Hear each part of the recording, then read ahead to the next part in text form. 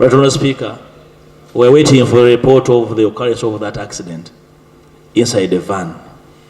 Right, Honourable Speaker, not forgetting the March 2019 extrajudicial murder of Ronald Sebulime, who was handcuffed and shot while in the custody of police in a police patrol, alongside several security-inspired terror against members of the Fourth Estate, the media, and the peaceful protesting media, medical interns, and doctors that have occupied a fair share of this year. The excess brutality meted out on minors found at the Kawempe residence of Sheikh Yunus Kamoga is still fresh in our minds, Right Honourable Speaker. Relying on some of these cited incidents, Right Honourable Speaker, therefore, I strongly reject the position of government that security forces use reasonable force when conducting operations.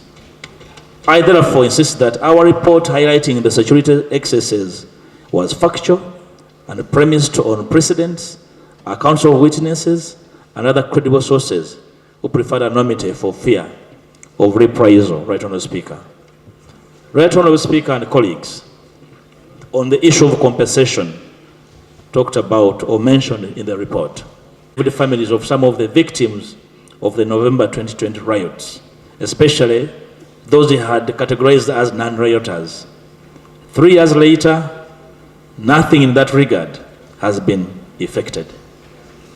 He listed the 3 names of the then missing 177 persons and directed his intelligence to publish the full list, a directive that has since been defied and downplayed. The report on November 2020 killings remains concealed from the public, to whom government should be accountable. Right Honourable Speaker, I have attached the record of the 2021 18 November Human Rights Watch report entitled 1 Year Later, No Justice for Victims of Uganda's Lethal Crackdown. I've also attached a video evidence of the Commander-in-Chief directing the publication of that list, which has never appeared up to now. Right Honourable Speaker, at the November 2022 UN Geneva Convention, the Attorney General of Uganda, the Honourable Chiwachuanuka, a man I hold in very high regard, lied before the delegates that they had compensated some victims of the protests, and they went on to cite Honourable Zake Francis and exiled NUP journalist Ashraf Kassidye as beneficiaries of the compensation scheme. On the contrary, the duo have publicly denied ever getting any penny from the government as compensation for the bodily harm they suffered at the hands of security. Mr. Speaker, I want to confirm on record that I was the attorney for Kassidye, and therefore his matter has never been compensated. His matter was handled by Justice Sekana, and the state has been playing games since, so it's never been conclusive, and so therefore no compensation. Mr. Speaker and colleagues, it is only through relentless efforts that some families of the deceased 15-year-old Amos Segawa have been awarded some meager compensation. Ms. Nachito, the mother, was awarded by Justice Musa Sekana 50 million shillings, which he complained to be too small for the life of her son, whose right to life was denied by the 2-day November 2020 shooting spree. So I further have attached the ruling in Ms. Cause number 011122 of 2021, Hajara Nachito versus the Attorney General. It's full attached, Right Honourable Speaker. Therefore, Right Honourable Speaker, the claims that government has compensated the victims of the November 2020 protests are delusional and a naked lie that even the families of the victims can attest to. Therefore, it should not be kept on the record of Parliament, Right Honourable Speaker. Those who will come after us. Right Honourable Speaker and colleagues, I find totally impractical that the government, as by its statement, expects people to take records of registration number plates in tense circumstances when masked men, gunmen in drones have their fingers ready on the trigger. In July this year, security personnel of the Chief Anti-Military Intelligence traveling in a drone, shot dead a 34-year-old Jacqueline Narwanga, a resident of Nakabogo village in Wakiso district. The deceased was on her way to her garden when she found herself entangled in a security operation and was killed just because she was about to witness an abduction operation. This implies that even if she had taken a record of the security vehicle, she would have been unable to live to tell the story as a witness. I refer the House to the July 25th, 2023 Daily Monitor report, which I have attached, entitled "Army Stray Bullets Kill Woman Going to Her Garden." Besides, security is fond of switching registration number plates upon accomplishing their missions. Mr. Speaker, this was evident in the tenure of Major General Muzei Sabiti as the Deputy Inspector General of Government, or Inspector General of Police, when his vehicle number plate was switched to a Toyota Hiace drone for an operation. This is the Deputy IGP switching number plates. Mr. Speaker. The police spokesperson, Freddie Nanga, came out in defense of the saga and stated that it is their tendency as security to switch number plates depending on the magnitude of the operation they intend to conduct. I also reflect on the various by-elections like Omoro, Soroti, Bukedi, among others, where security forces concealed their vehicle number plates with cow dung to evade detection. Were you in Bukedia to say that? Remove Bukedia from your list. Right, Honourable Speaker, the House will take occasion to consider what they drop and what they keep, with your indulgence. Much as I'm not supposed to defend my district, I am defending Bukedia was not involved. Right, Honourable Speaker, the House will take a record. Yes, and I'll make a determination. Yes, House of record, being Parliament, I rarely interrupt very decent men like Honorable Mpuuga.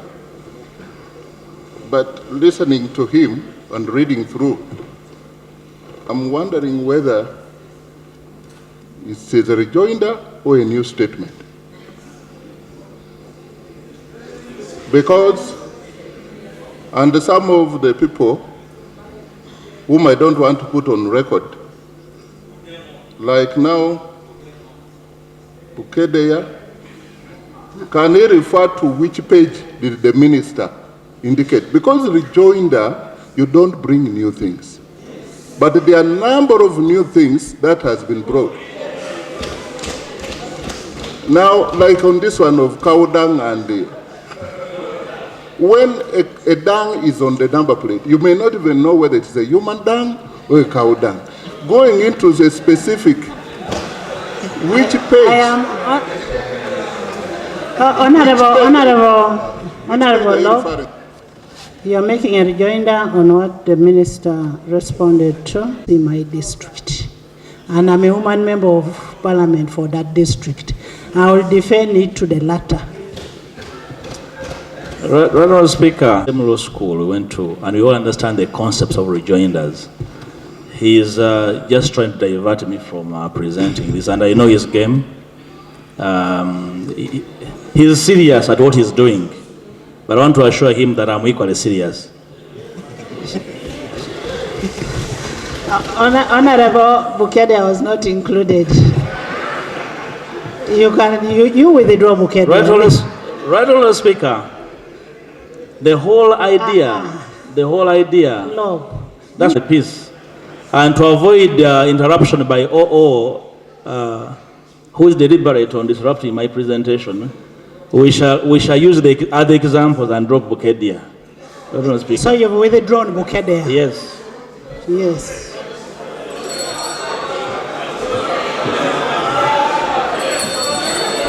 Yeah, no, yes, with it. Honorable.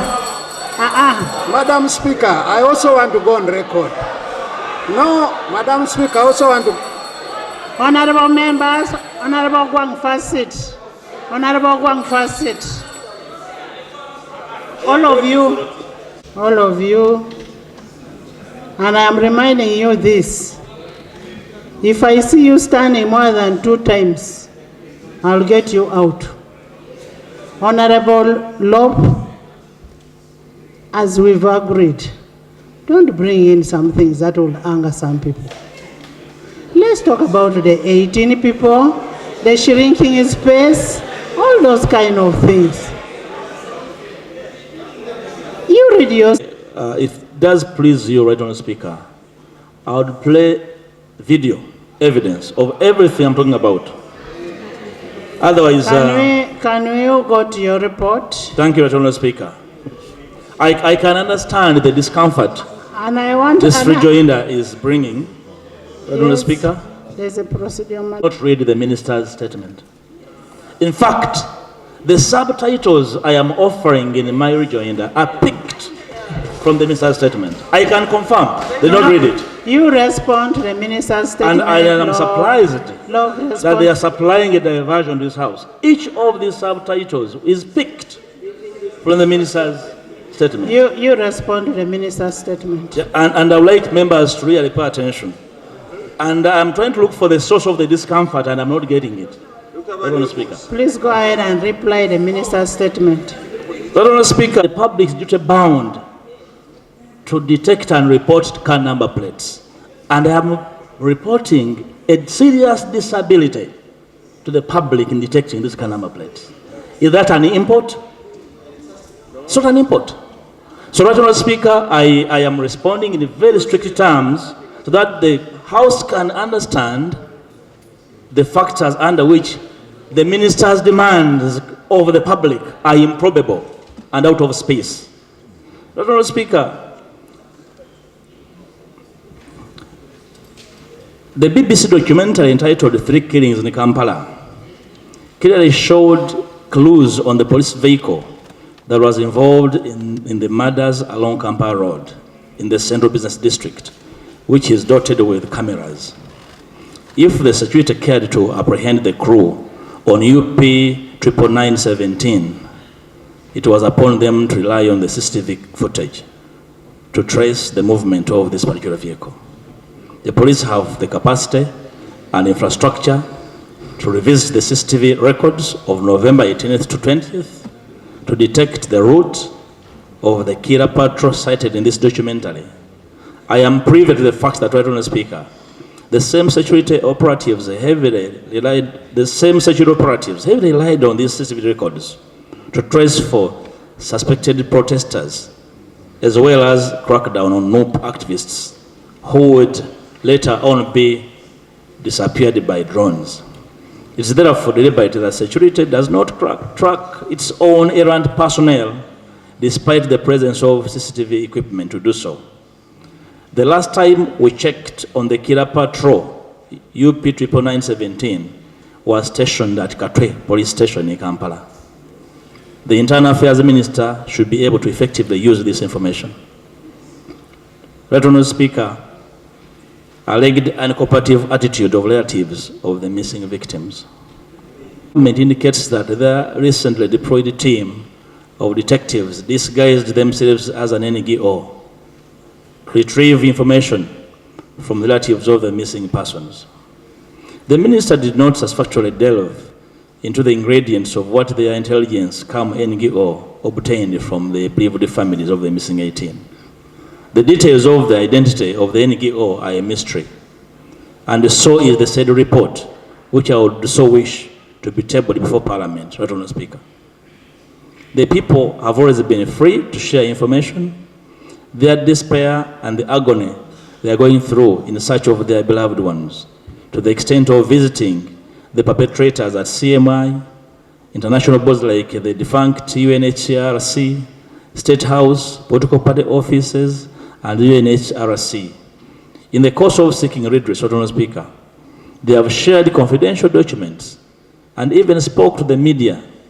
I invite the House to follow the documentary, The Missing 18, authored by my office, and I have also attached video evidence to ascertain the existence of these families and their willingness to testify to their missing loved ones. Right Honourable Speaker, prosecuting errant officers.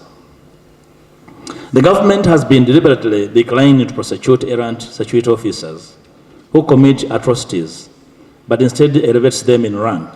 Because, Honourable Speaker, this response is in part to respond to the minister stating that they have been acting on their errant officers.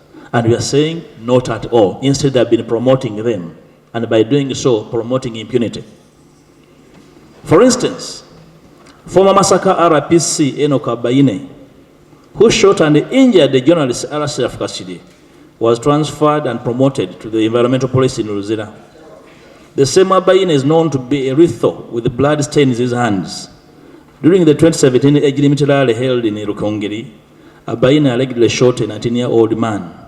Instead of being interdicted and apprehended for his deeds, he was in 2018 transferred to Mwaka University and promoted to Chief Security Officer.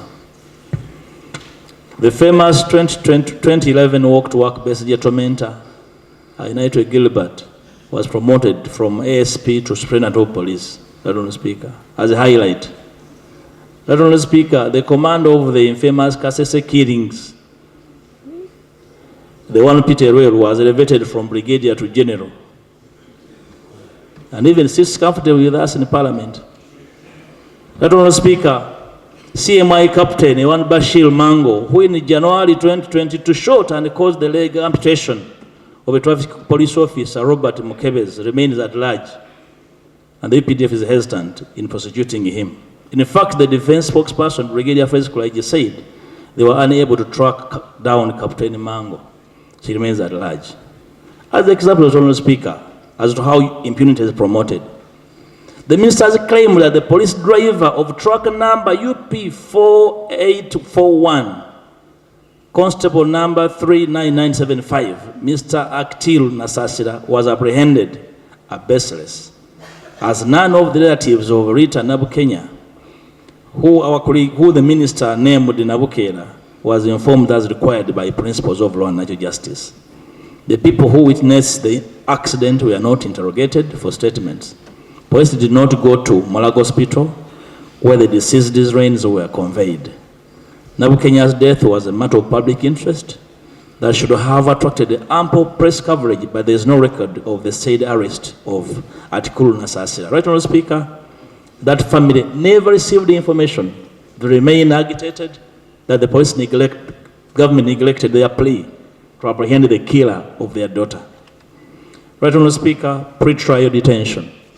Right, Honourable Speaker, especially whenever an opposition political activist or Muslim terror suspect is arrested. We established the reason behind these prolonged detentions is to enable the torture victims to have ample time for their physical injuries to heal. We evidenced this in the case of our NOP supporter in Kasese, Samuel Masereka, and of course exiled Ugandan novelist Kakwenza. When their wounds sustained from torture recover, they are presented in court. Though the government report attributes pre-trial detention to the limited human resource in the judiciary, it is illogical and deceitful. We have witnessed situations where high-profile cases involving ministers and government officials that were cited in the Karamoja Onishit saga speedily tried. Yet the same criminal justice system has many times tried the opposition activists after spending more than 48 hours in police custody and safe houses. For instance, Damshid Kavumani's colleagues, who were abducted on November 6, 2022, were lined in Mwaka 2 court a month later in December 2022, after a writ of habeas corpus was filed compelling security officers at CMI to panic and drop him at Old Kampala police station. Allegedly, Right Honourable Speaker, a one Sulaiman Jakana Naduli was detained in September 2022 at Makindi military barracks for a prolonged period prior to his alignment in court in Nakaseke. The detention, according to his family members, deprived him of access to his specialized medication, which eventually caused his death.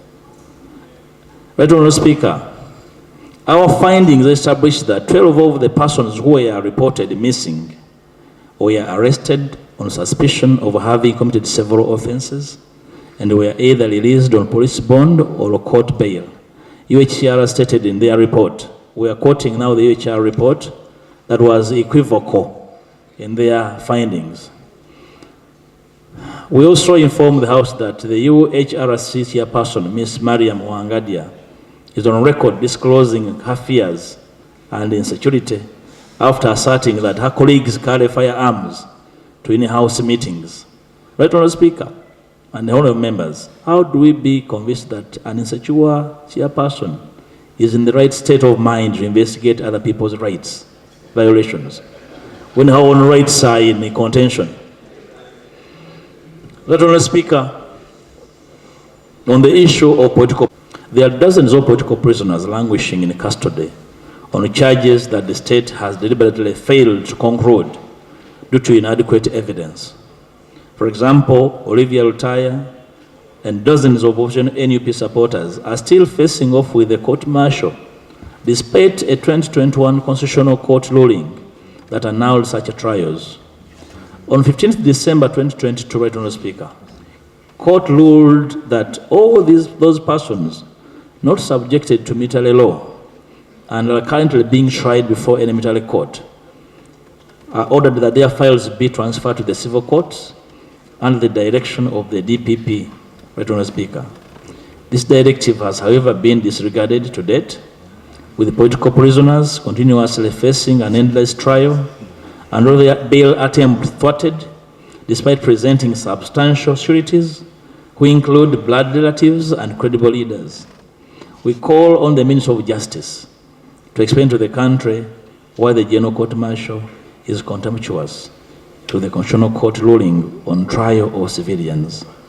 I refer the House to the Constitutional Court petition number 44 of 2015, retired Captain Amos Byarugaba and others versus the Attorney General, right, Honourable Speaker. I have attached that ruling, right, Honourable Speaker. Right, Honourable Speaker and colleagues, I bring to your attention the fact that dozens of NUP supporters who merely wore a party red beret have been subjected to a lengthy pre-trial detention at the hands of the court-martial without any incriminating evidence.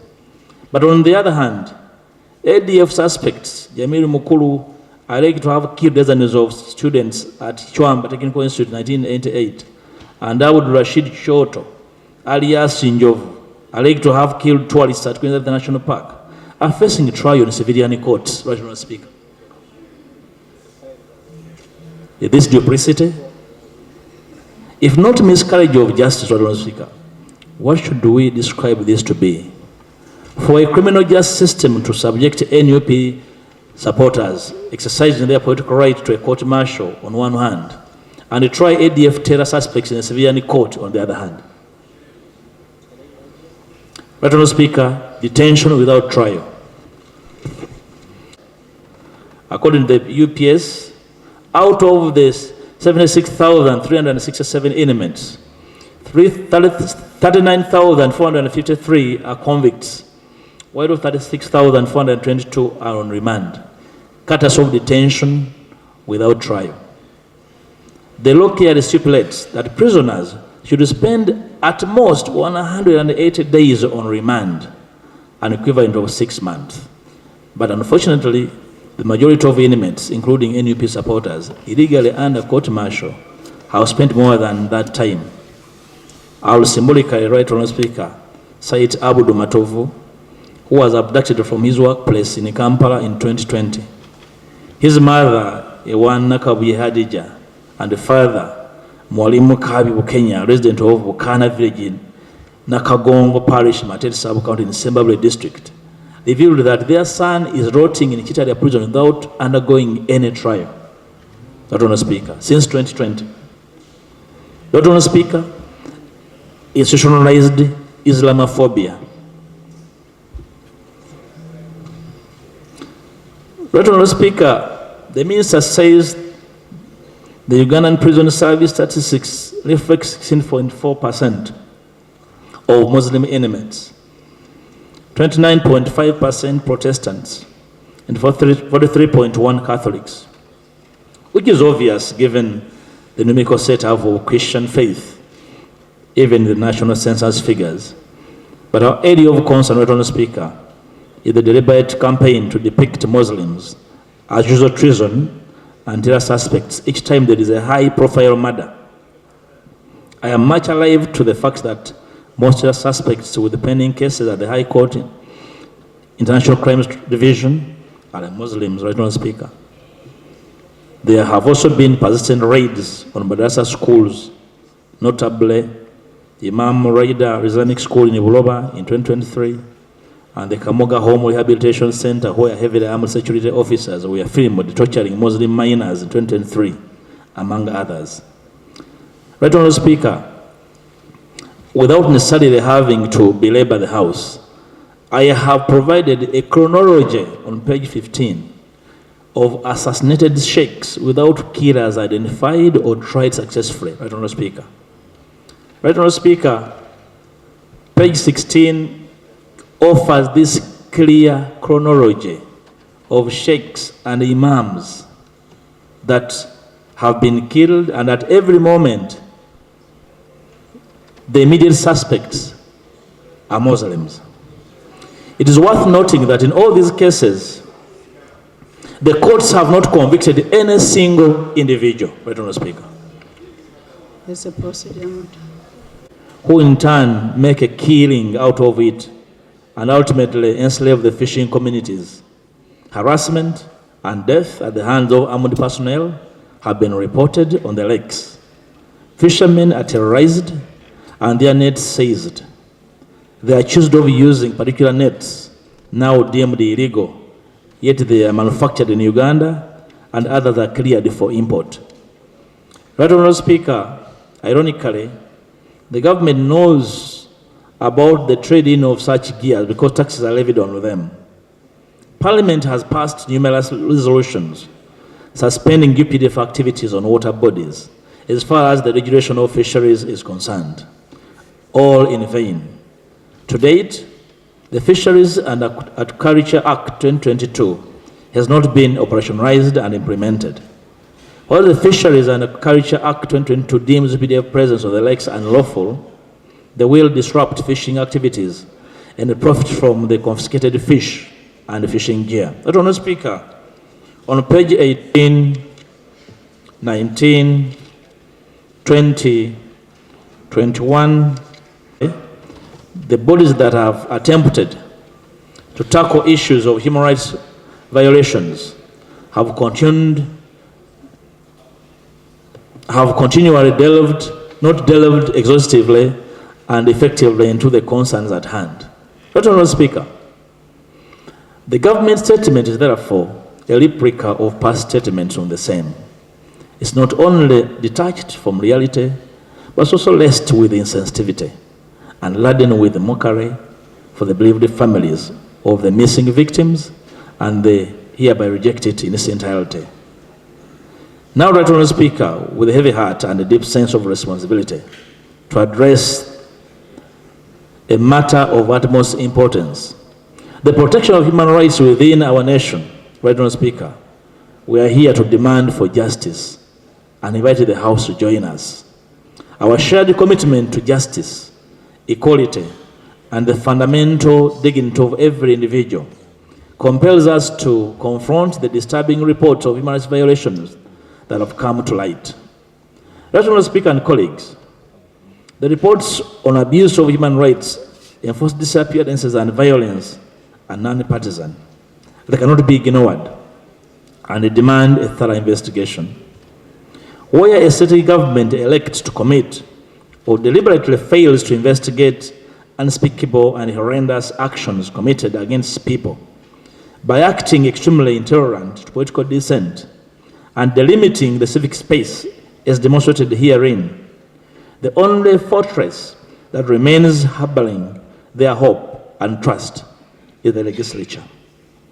Let us speak, and colleagues, Parliament serves as a stage where the voices of the oppressed are amplified, where people's representatives refuse to be silent about injustice, and where the struggle for human rights is unfettered, fully expressed, and conclusively pursued without fear or favor. Right Honourable Speaker, precisely that is the billing and the expectation of the public in the legislature is profound. Protection and promotion of the sanctity of human rights is our cardinal role.